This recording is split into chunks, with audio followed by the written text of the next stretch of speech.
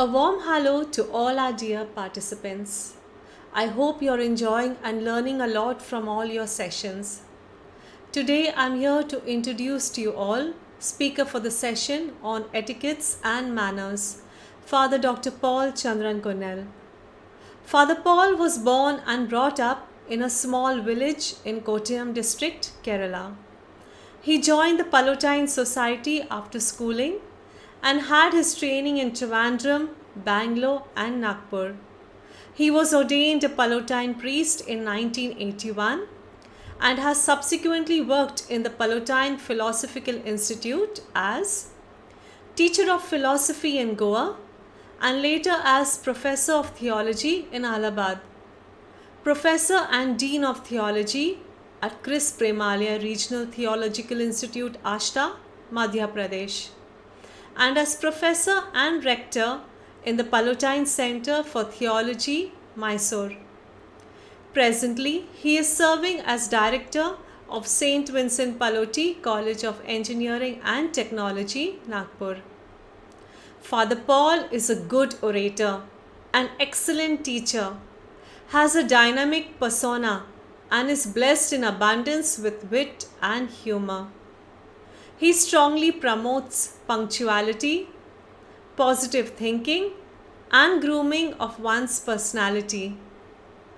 Father Paul is proficient in languages of English, Italian, Latin, German, Hindi, and Malayalam.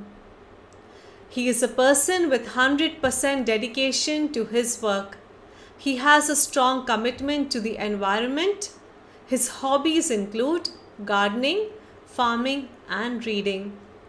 Father Paul is surely an inspiration to all who come across him. I wish you all a very fruitful session with Father. Thank you and God bless you all. Hello, good morning to everyone. I'm going to engage this session on employability enhancement skills, and in that the importance of soft skills. Maybe by way of introduction, a few comments are in place. First of all, the term employability. What does that mean? It simply means that a person is ready, sufficiently equipped and skilled for getting employment or beginning his job. The second term, enhancement, that means increase your capability. Increasing the capability basically means that what we have at the moment is not sufficient. It has to be increased, it has to be augmented. So in order to prepare yourself for employment, in order to make yourself employable, you have to enhance, increase your capabilities and your skills. Now, skills are of different kinds. Generally, skills are divided into two: soft skills and hard skills.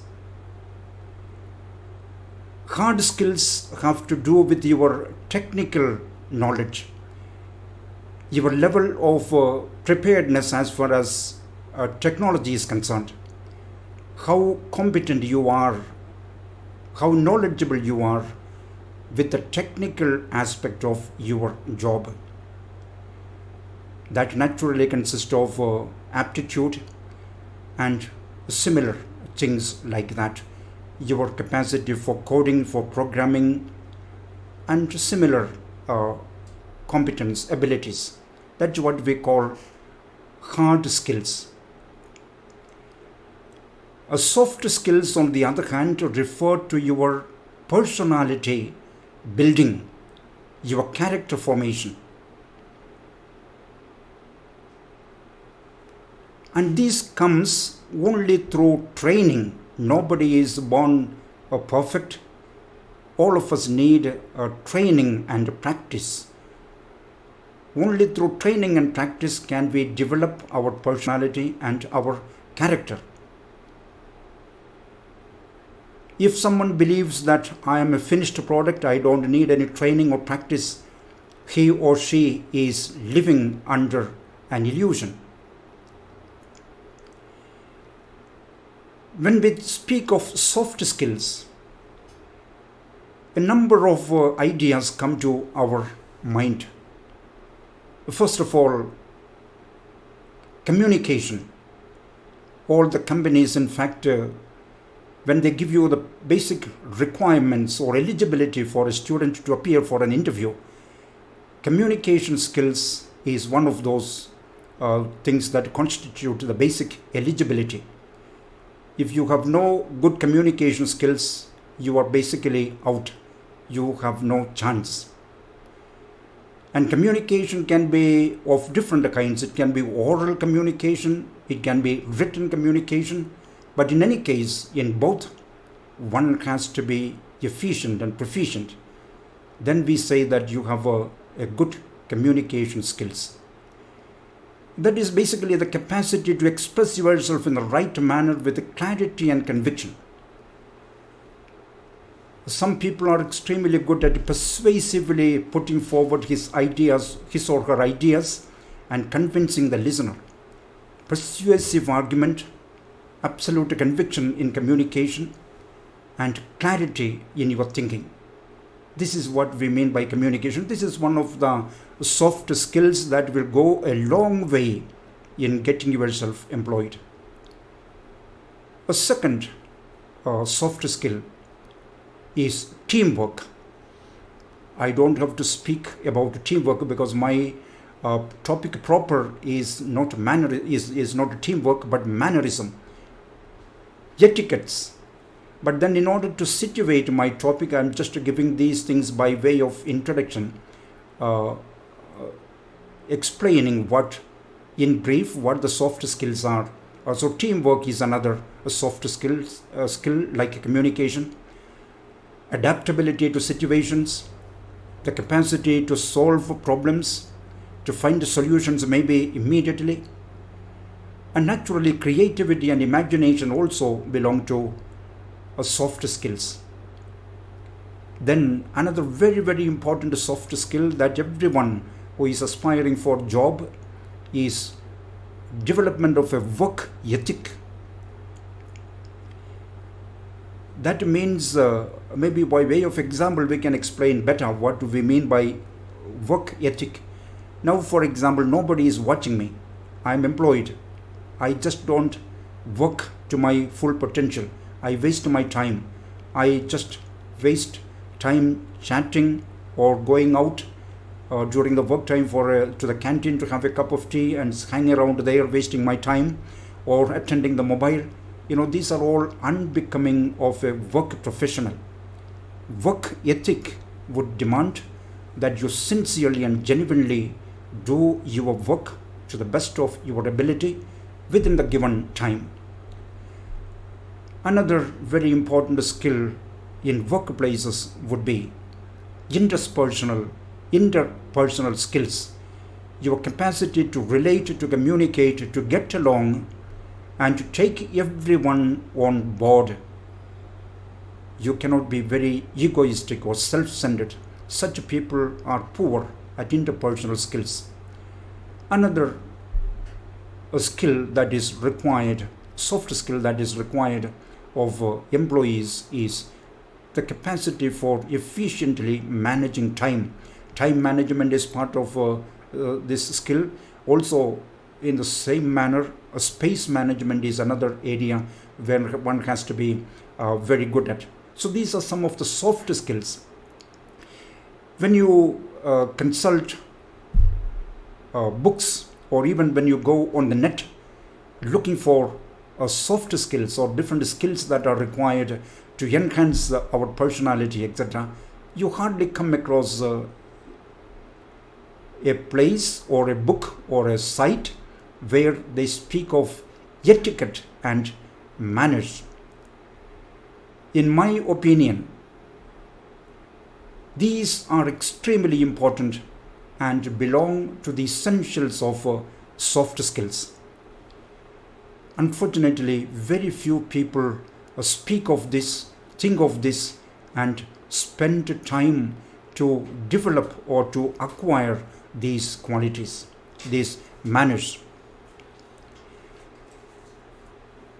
It is not just for the sake of getting employed. We develop these skills, these manners, or these etiquettes, not just for the sake of getting employed. It is certainly for getting employed, but also for further growth in your job. It is meant for life. Why do we need training in soft skills?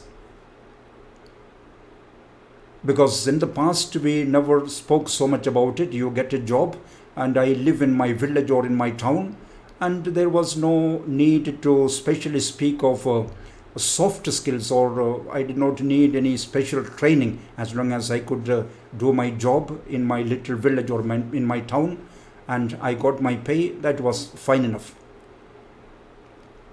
But today, the conditions of work are very, very different. We need soft skills because we are living in a globalized world. Globalization has come to our doorsteps. Let me give you one example. Today, you are employed in a company, you are working in Nagpur, or you are working in Mumbai. The company has its offices in Mumbai or in Pune or in Bangalore. But then the company has branches elsewhere in the world. It has branches in Australia, in the United States, in Germany, in Dubai, in China. Which means the employees may be translocated, shifted from one place to the other. You may go on a deputation to work in the United States for a couple of years. In such situations, you need behavioral patterns, habits, manners, and etiquettes which are internationally accepted patterns of behavior. We speak of personality. All these are things that will go into the makeup of our personality. Sometimes we speak of people, he or she has got an excellent personality, a very impressive personality, or that person has no personality, etc., etc. All these etiquettes and manners go into the makeup of your personality along with the other soft skills.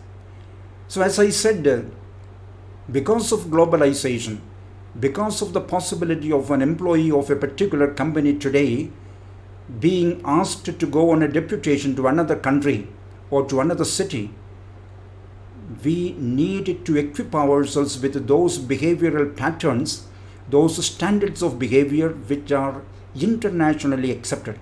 Otherwise, we will cut a very, very poor figure in the places, in the midst of people with whom we are working.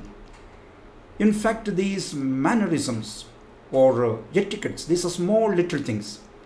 But remember, small things constitute what we call life. Life consists of small things, and so is our personality. Personality also is consisting of small little things. These soft skills, in fact, must become part of our personality. They are not something outside us. It is not something cosmetic, like we washing our face or putting some powder or putting some cream on the face. Certainly not. That is external.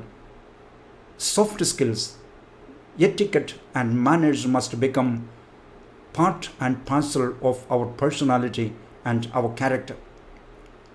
So after having said these things in general, let me now come down to something more specific. What are some of the very important and much needed manners or etiquette? I would list a few of them. In the first place, our body language is extremely important. What do I mean by body language?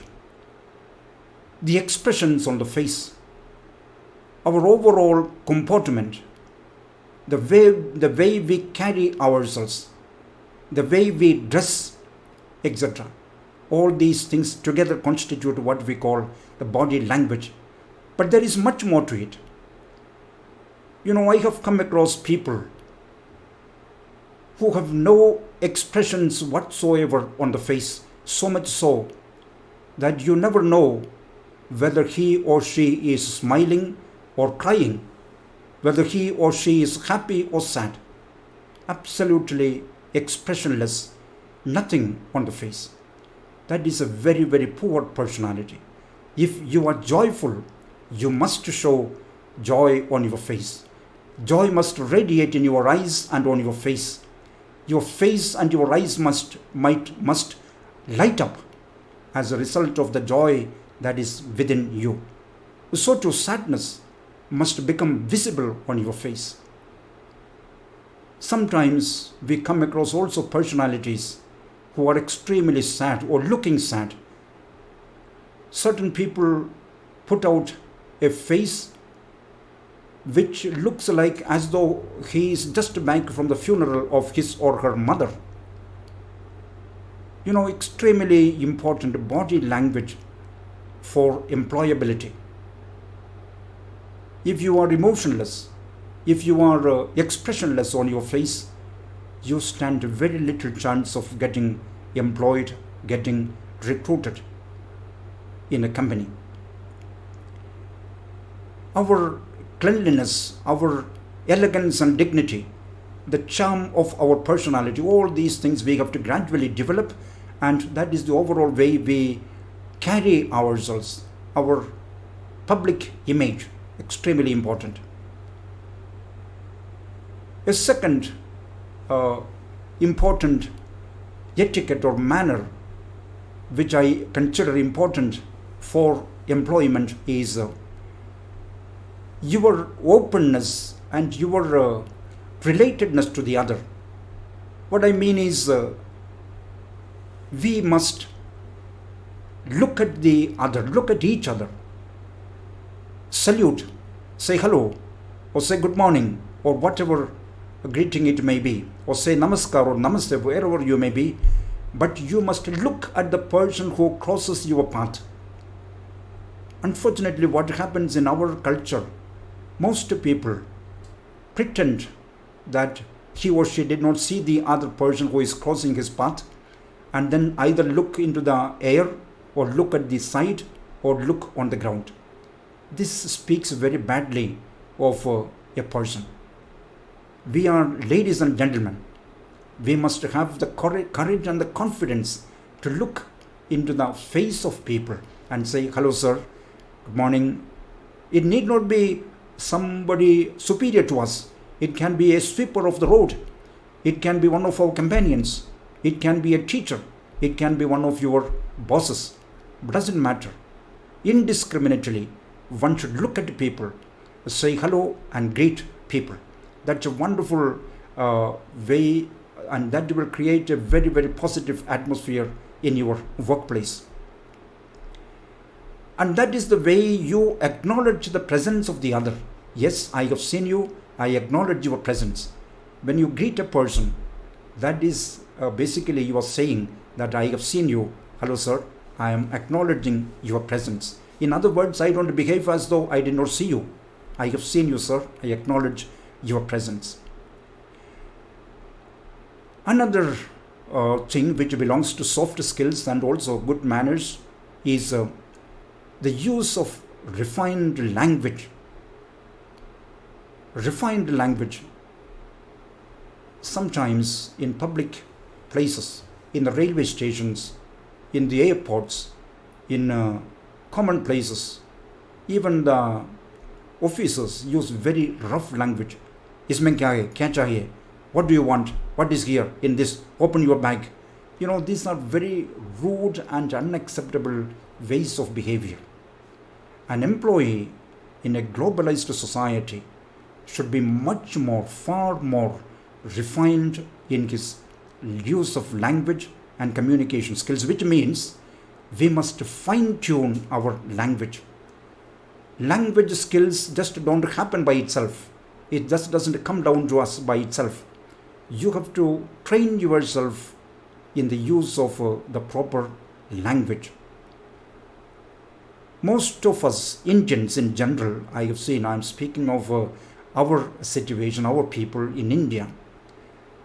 Most people just don't bother about making himself or herself fully understood. We try to say something with the least regard for whether I pronounce the word correctly, whether I pronounce the word fully, whether the other person understands it or not. Very little effort is usually made to make sure that my language, my communication is understood by the other person. We have a tendency to swallow syllables, that we don't pronounce words properly.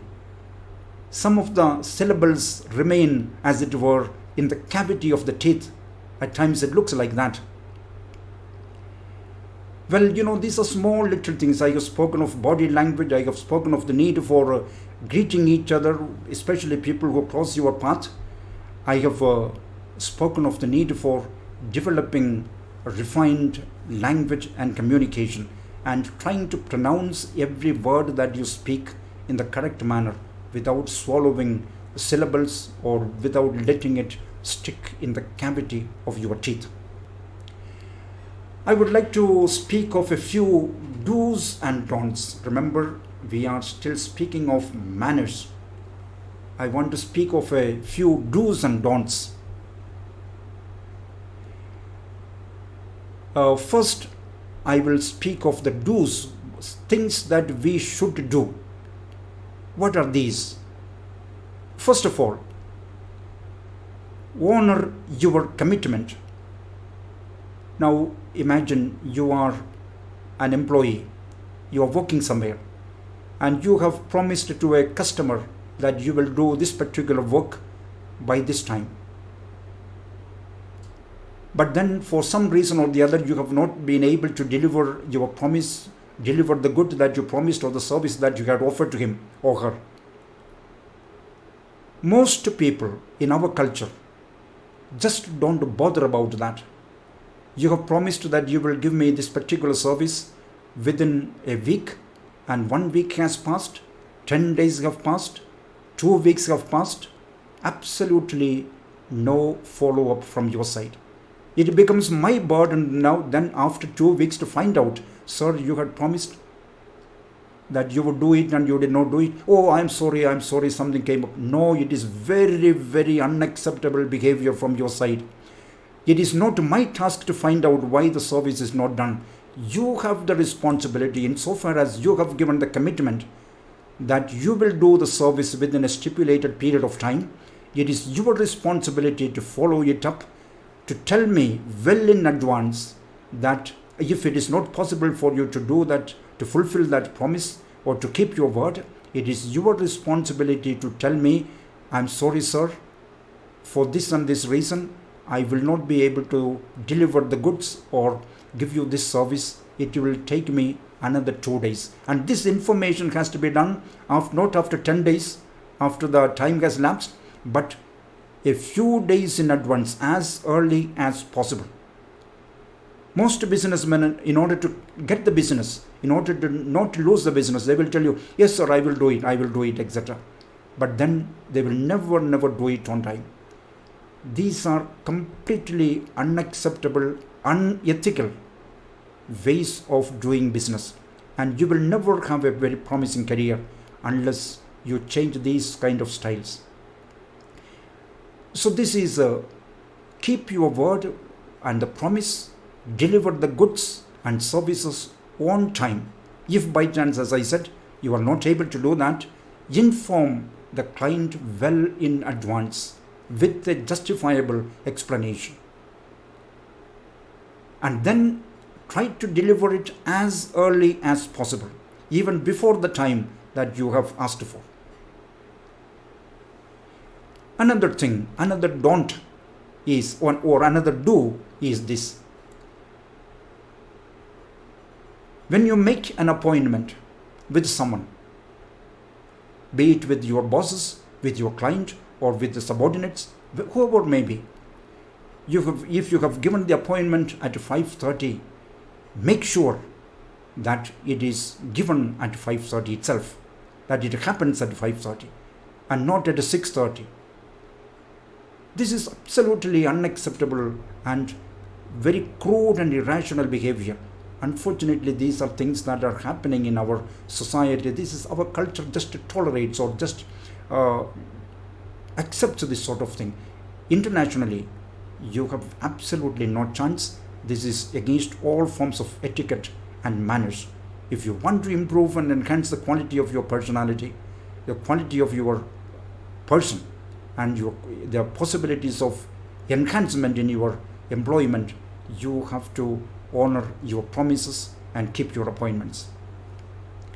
You cannot delay it. If by chance you are coming from a far place and say that by 5:30 you are not able to reach for some reason or the other, you have a puncture or you have a breakdown, then inform the person immediately, sir, for this reason I will be late by 10 minutes or even 2 minutes. That is what we call gentlemanly behavior. A third thing that you must keep in mind is you must have an awareness of where you are, to whom you are speaking, and what and how you are speaking. You cannot, for example, speak to your bosses or to senior people in the way you would speak to your peer group. So that awareness of whom you are talking to, where you are, etc., is very, very important, and that will reflect your character, your personality. And make punctuality a habit in everything, in getting up, in sleeping, in going for work, and in everything. Punctuality should be a hallmark of a gentleman. Another small little thing is speak a language that everyone understands in the office or in the place. If there are 5 people and 2 of them don't understand Hindi or English, whatever language it may be, and if you can speak a language that is commonly understandable, you must speak only that language. These are some of the small little do's.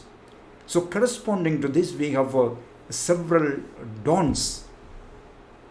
I think I will quickly speak of these don'ts as well. Very interesting. Don't give advice unless asked for. Don't go around giving advice to every Tom, Dick and Harry, to everyone whom you find, giving advice, you should do this, you should not do this. No, don't give advice to anyone unless you are specifically asked for.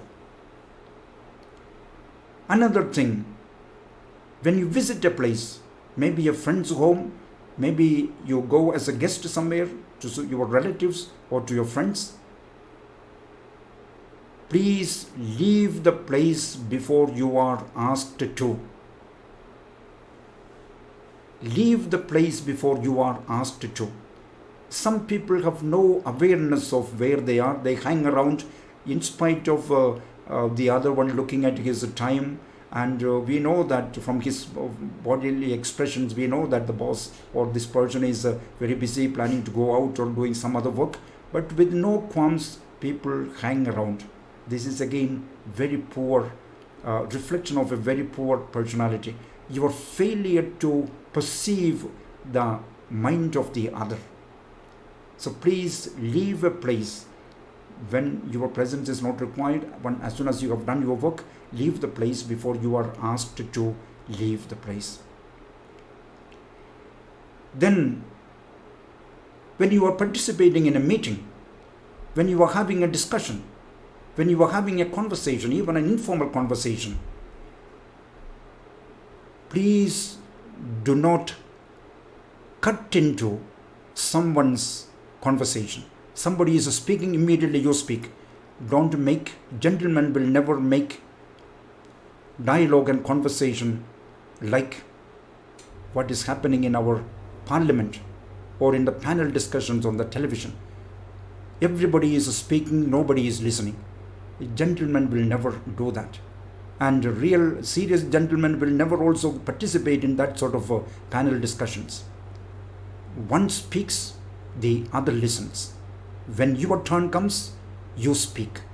For the rest of the time, you listen. So these, my dear friends, are some of the little manners and etiquette which will augur well, which will contribute to the development of your personality. And I'm sure the quality of your communication and relationship and your personality itself will be taken to a higher status if you meticulously practice these little things. I will get back to you with some more practical things immediately after a little interval. Thank you.